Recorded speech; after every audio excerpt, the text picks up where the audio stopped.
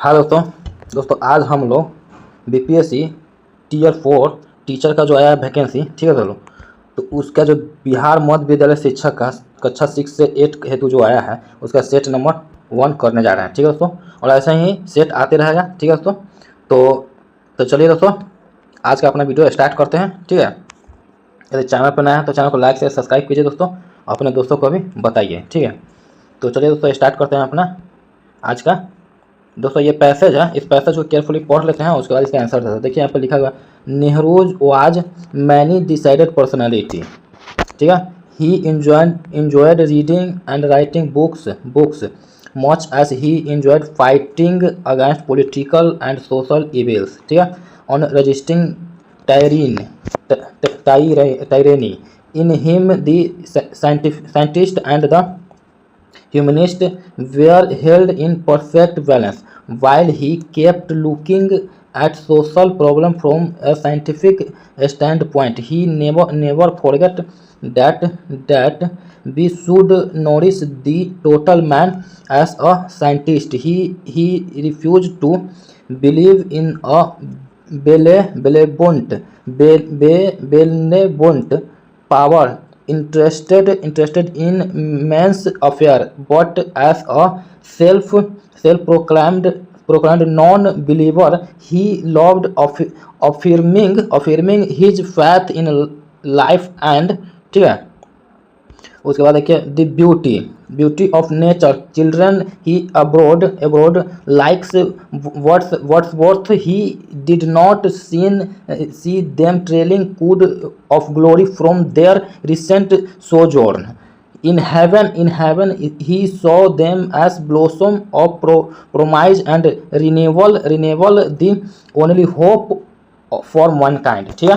तो दोस्तों one by करके सारे को आंसर देते हैं। पैसेज पढ़ चुके हैं। देखिए यहाँ पे कहा गया a many decided personality means, तो याद रखिएगा option C a person having varied interested, ठीक है। उसका नेक्स्ट देखिए यहाँ पे कहा गया है पीट, ठीक है। नेहरू enjoyed, तो याद रखिएगा option D more than one of the above, ठीक है। उसका नेक्स्ट देखिए यहाँ पे बोला गया which of the following statement reflect Nehru's point of view, तो याद रखिएगा option A humanist is more important than science, ठीक है। उसके बाद ऑप्शन सी हो जाएगा दोस्तों, इसका ऑप्शन सी हो जाएगा which of the following statement which reflect Nehru's point of view, तो याद रखिएगा option C science and humanist are equal important, ठीक है। उसका नेक्स्ट देखिए यहाँ पे कहा गया है give synonym of the given following for the following, तो याद रखिएगा ईविल का सिनोनिम उल्टा सेम क्या होगा, तो याद रखिएगा ऑप्शन ए ऑफ फुल, ठीक है। उसका नेक्स्ट देखिए यहाँ पे कहा गया है give antonym for the following benevolent, याद रखिए ऑप्शन सी मेलिशियस, ठीक है, मेलिशियस। उसके बाद देखिए fill in the blank with appropriate word given in the options gold is dash precious of the all metals, तो याद रखिएगा ऑप्शन सी मोस्ट, ठीक है, दी मोस्ट। उसके नेक्स्ट देखिए यहाँ पे fill the blank with suitable articles dash ice float on dash water, तो याद रखिएगा option E none of the above, ठीक है। उसका नेक्स्ट देखिए यहाँ पे कहा गया है नेक्स्ट में find out the correct part of speech of actor in the sentence given below, ठीक है। तो ऑप्शन बी कंजक्शन, ठीक है। उसके बाद नेक्स्ट देखिए यहाँ पे कहा गया है, देखिए दोस्तों यहाँ पे है गद्यांश है, इस गद्यांश को आराम से पढ़ लेते हैं और उसका उसका आंसर देते हैं। देखिए यहाँ पे कहा गया राष्ट्रीयता विकास के लिए भाषा एक महत्वपूर्ण तत्व है। भाषा ही एक ऐसा साधन है जिसके द्वारा मनुष्य और मानव समुदाय अपने भावों को एक दूसरे के सामने प्रकट करते हैं। जिस प्रकार पहाड़, नदी तथा समुद्र मनुष्य के आपस में मिलने जुलने से रुकावट पैदा करते हैं, वैसे ही भाषा की भिन्नता मनुष्यों में पारस्परिक संबंधों स्थापित करने में बाधक होती है।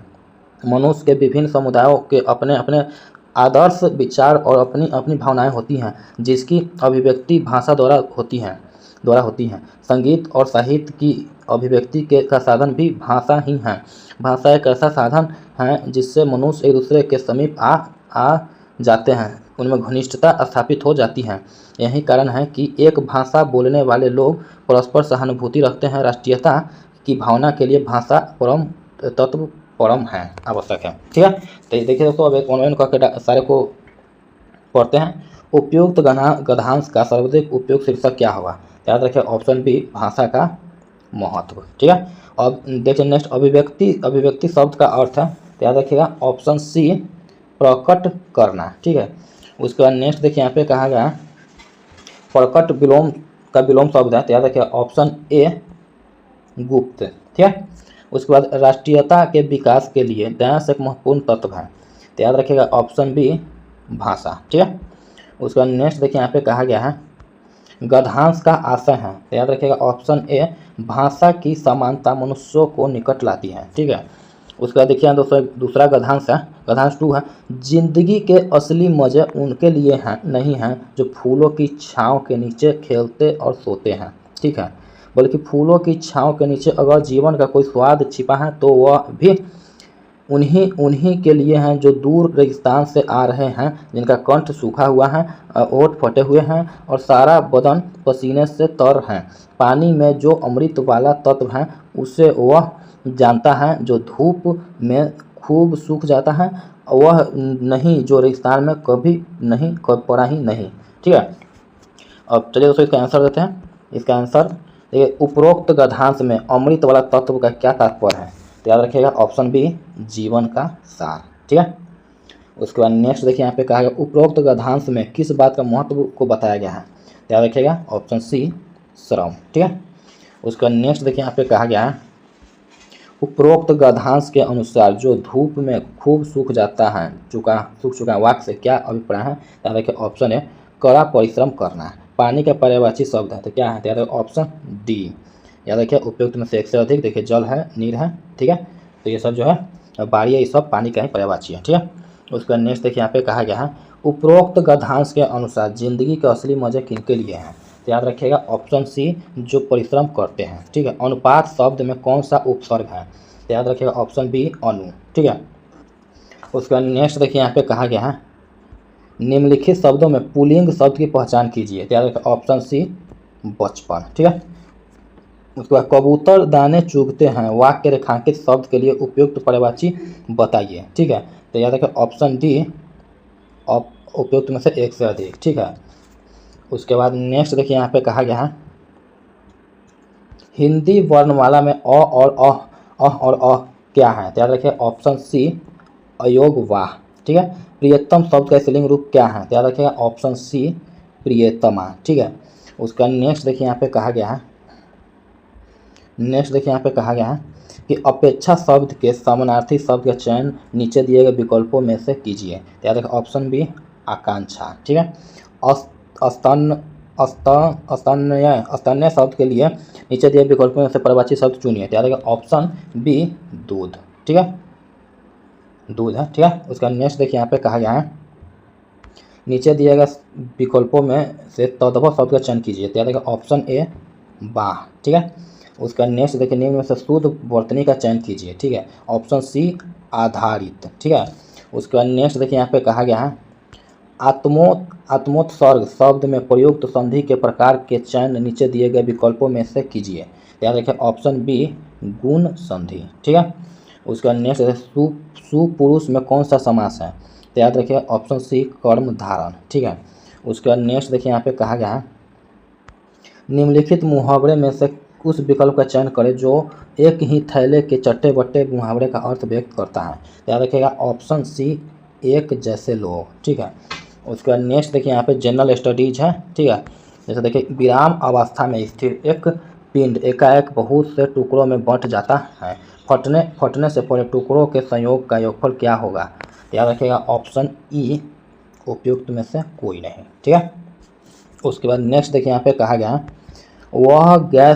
वह कौन सा गैस है जो CaO से अभिक्रिया करता है लेकिन NaHCO3 के साथ अभिक्रिया नहीं करता है? तो याद रखिए ऑप्शन ए, CO2। ठीक है, उसके बाद नेक्स्ट देखिए यहाँ पे कहा गया है किस ग्रंथि को मास्टर ग्रंथि के नाम से जाना जाता है? याद रखिएगा ऑप्शन डी उपयुक्त में से एक से अधिक। ठीक है, उसके बाद देखिए यहाँ पे हाइपोफाइसेसिस और पिट्यूटरी, ये सब मास्टर ग्रंथि को कहते हैं। ठीक है, उसके बाद नेक्स्ट देखिए यहाँ पे कहा गया है किसी वस्तु को एक अवतल दर्पण के सामने उसके वक्ता केंद्र सी से परे स्थित किसी बिंदु पर रखा जा गया है।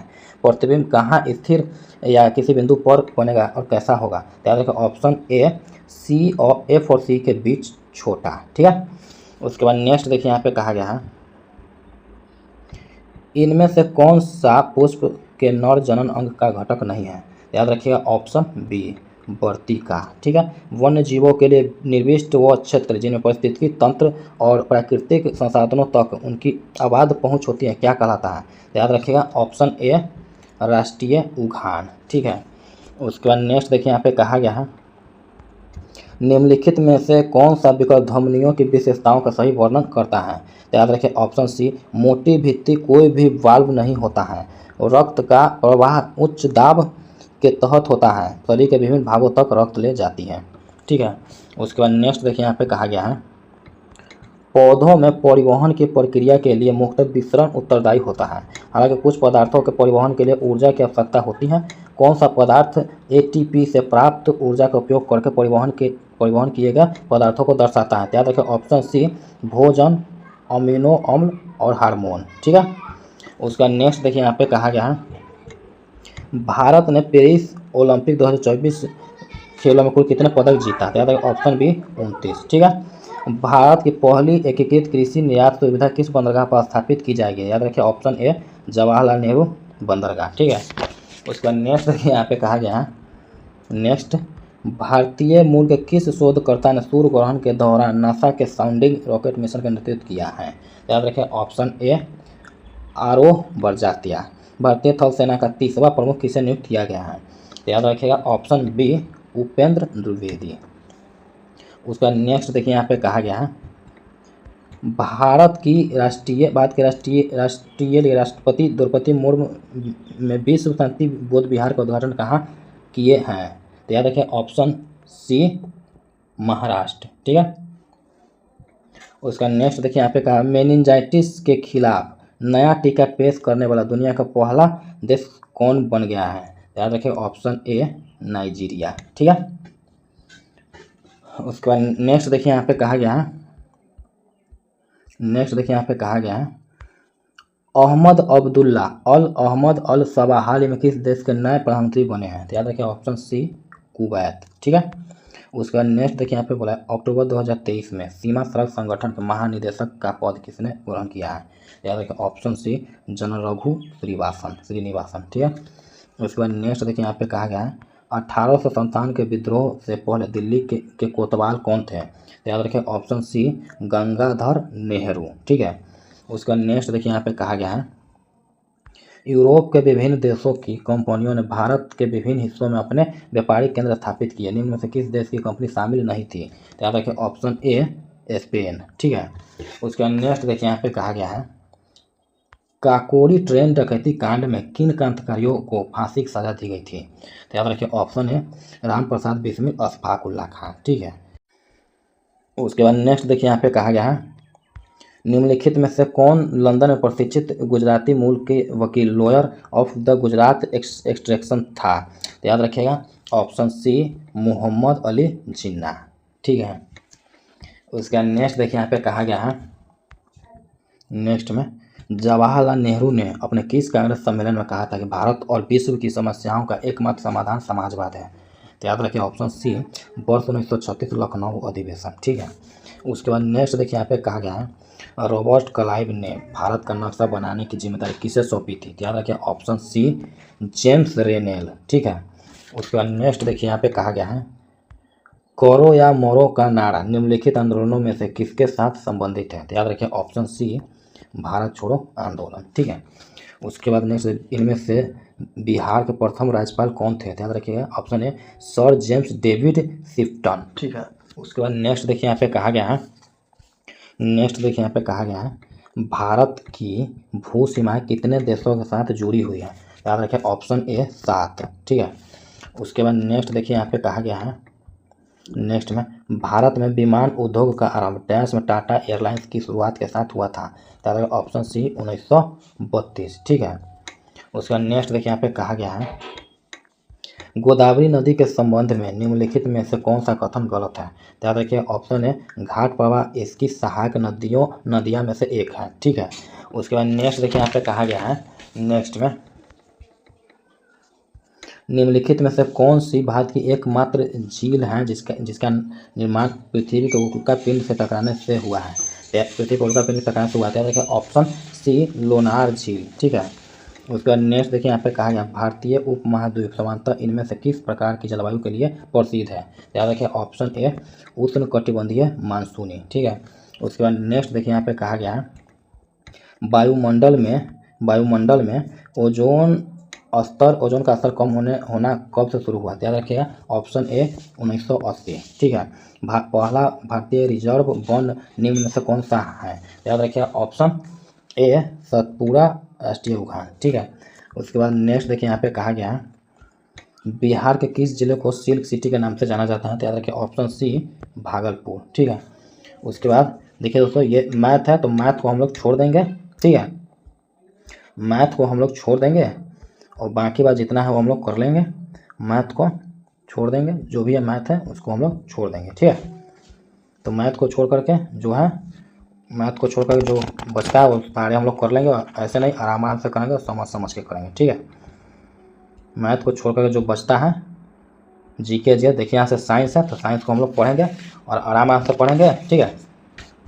तो देखिए यहाँ पे कहा गया है, किसी उपग्रह का पृथ्वी अंतरिक्ष एमी के परित आर त्रिज्या की कक्षा में परिक्रमण काल। Option B T equal R square RQ/GME। ठीक है। उसका नेक्स्ट देखिए यहाँ पे कहा गया है, नेक्स्ट में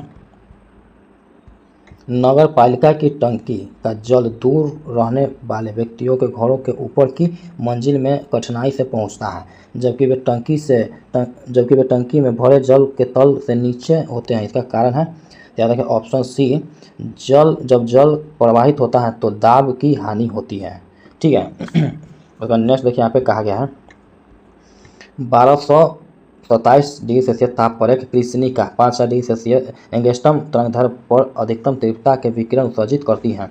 यदि कृष्णिका का ताप 1000 डिग्री सेल्सियस और बढ़ा दिया जाए तो अधिकतम तीव्रता होगी। तो याद रखें ऑप्शन बी 3000 एंगस्ट्रॉम। ठीक है।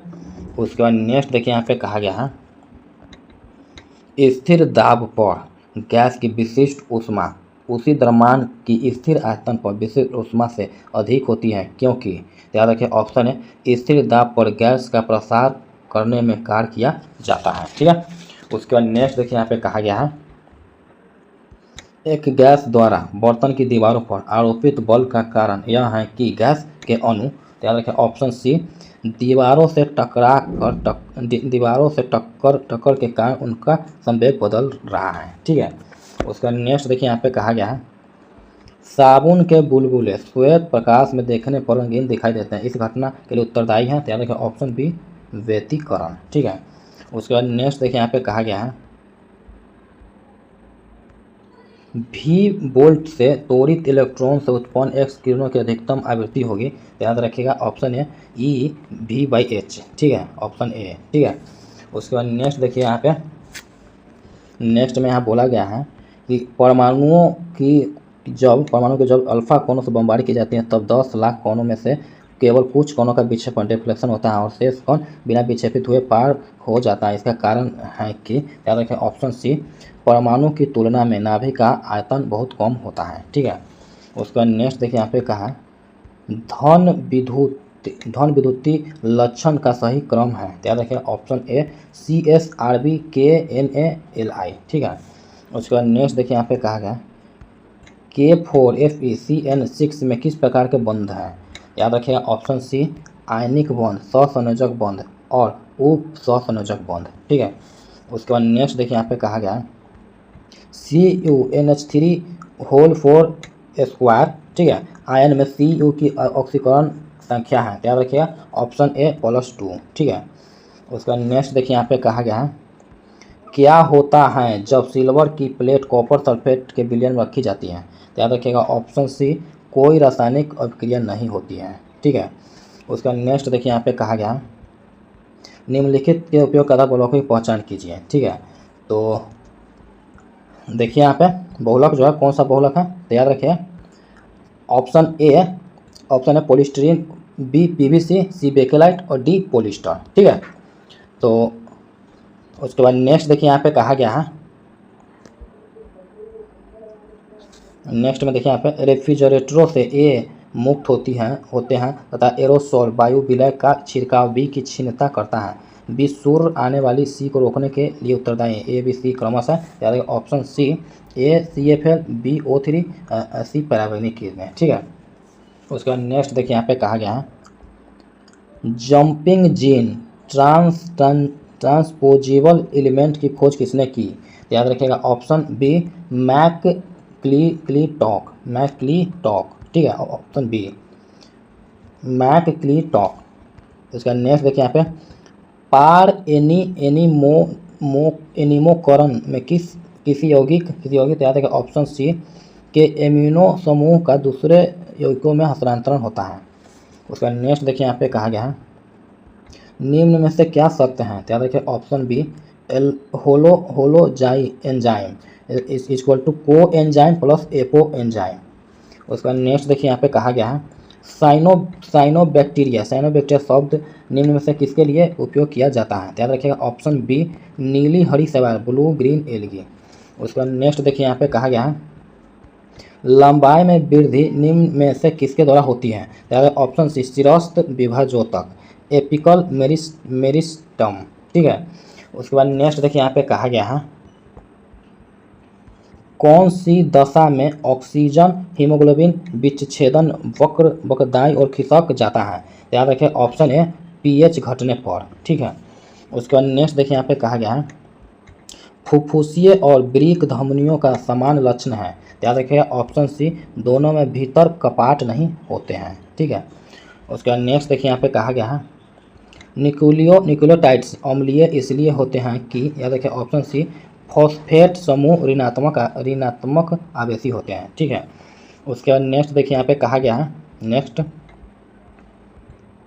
देखिए यहाँ पे कहा गया एंजाइम सक्रियता प्रभावित होती है। तो याद रखिए ऑप्शन डी, उपयुक्त में से एक से अधिक। ठीक है, उसके बाद नेक्स्ट देखिए यहाँ पे कहा गया है नेक्स्ट में स्तनियों के कृषि की उत्कीय रचना की विशेषता है। तो याद रखिएगा ऑप्शन ए, केवल ग्लीसन संपुट और पीत नालिका है। ठीक है, केवल ग्लीसन संपुट और पीत नालिका है। ठीक है, उसका नेक्स्ट देखिए यहाँ पे कहा गया है कार्बोहाइड्रेट पाचन के लिए अंतिम उत्पाद। तो अंतिम उत्पाद क्या है? ऑप्शन ए, ग्लूकोज, गैलेक्टोज तथा फ्रक्टोज अथवा मोनोसैकराइड। ठीक है, उसके बाद नेक्स्ट देखिए यहाँ पे कहा गया है निम्न में से कौन सा कथन सही है? तो याद रखिए ऑप्शन ए, विकिरण के लिए किसी माध्यम की आवश्यकता नहीं होती है। ठीक है, उसके बाद नेक्स्ट देखिए यहाँ पे कहा गया है उस माध्यम में वेग अधिक होता है जिसका अपवर्तनांक निम्न में से क्या होता है? तो याद रखिए ऑप्शन ए, कम। ठीक है, उसके बाद नेक्स्ट देखिए यहाँ पे कहा गया है चुंबक के उत्तरी ध्रुव को एक स्थिर ऋणावेशित चालक के निकट लाया जाता है।